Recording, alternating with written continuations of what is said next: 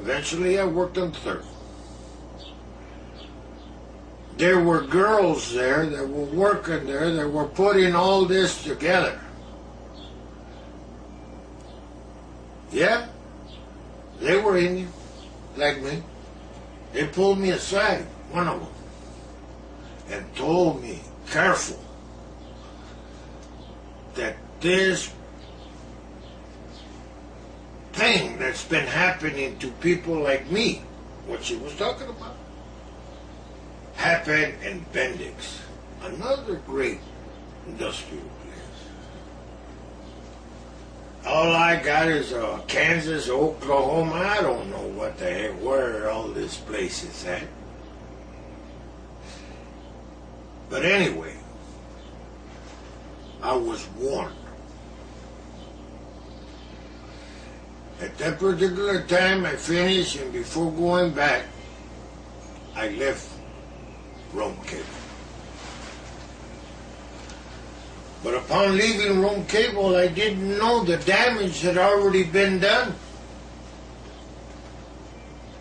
And slowly I became crazy, with brain pressure in my head from a tumor that was created from working on the Atlas and Polaris.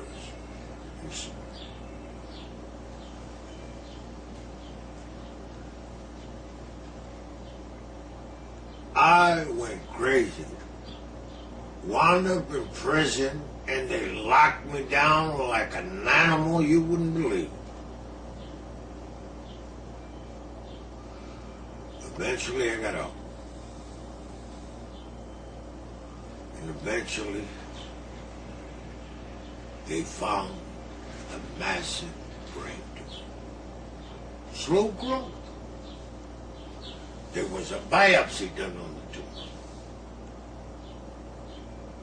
That's what Dr. Cahill, the surgeon, told me.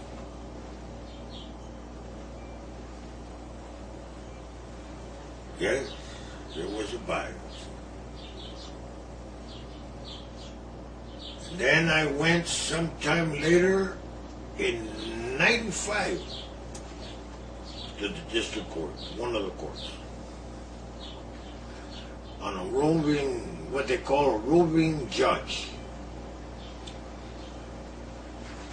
And at that time, they found me totally disabled and brain dead.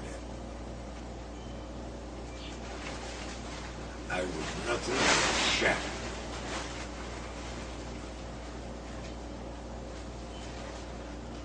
And at this point,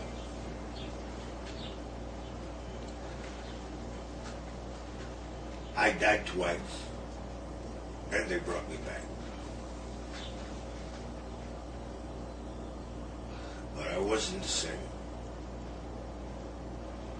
My memory was gone. Everything was shattered. My ability to work, my ability to function was gone. But for the first time in my life, I had no pressure in the brain from the operation.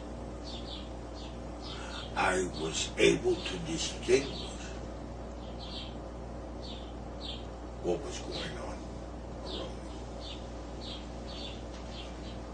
It wasn't a nightmare like a Freddy Krueger streak when the tumor was there. I'm not going to talk about the 33 years that I was gone, up to 43 years. But I'm getting ahead of myself in the story.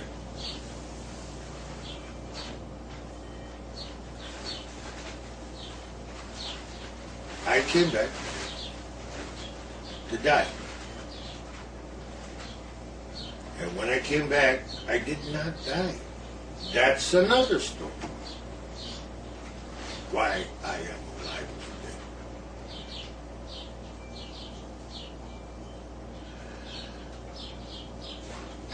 Why I'm alive today.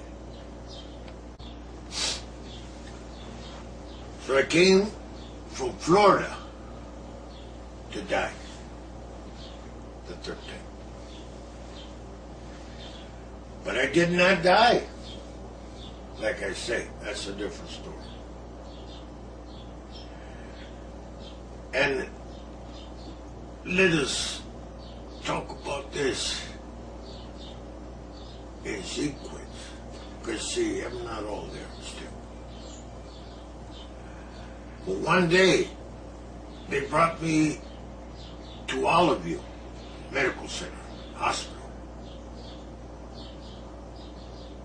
And I met a doctor there after 4.5 years of roaming the hallways with not even an aspirin. And this doctor was an angel, Robert.